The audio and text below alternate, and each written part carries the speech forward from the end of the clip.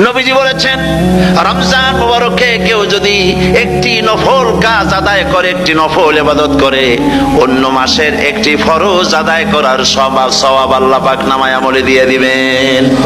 রমজান মুবারকে কেউ যদি একটি ফরজ আদায় করে, অন্য মাসের 70টি ফরজ আদায় করার মতো সওয়াব আমল নামায় আল্লাহ দিয়ে দিবেন। সুবহানাল্লাহ। এই মাস আমাদের সামনে। আল্লাহু আকবার বলি, আল্লাহু আকবার বলি, আলহামদুলিল্লাহ। এই পবিত্র মাস আমাদের সামনে। সারা জীবন, সারা মাস অন্যায় করার পরে, গুনাহ করার পরে মানুষের অন্তঃকরণে কালিমা লেগে যায়।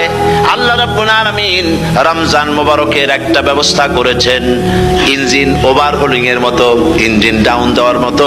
আপনার কালবকে, আপনার আত্মাকে, আপনার বিবেককে, আমার বিবেককে পরিষ্কার করার জন্য রমজান মাস করে দিয়েছেন। রমজান মুবারকের একটি মাসের কোর্স যদি কমপ্লিট করা যায়, তাকওয়া দিয়া যদি ভরে দেওয়া যায়, তাহলে বাকি 11 মাস আরামসে চলবে, কোনো অসুবিধা হবে না।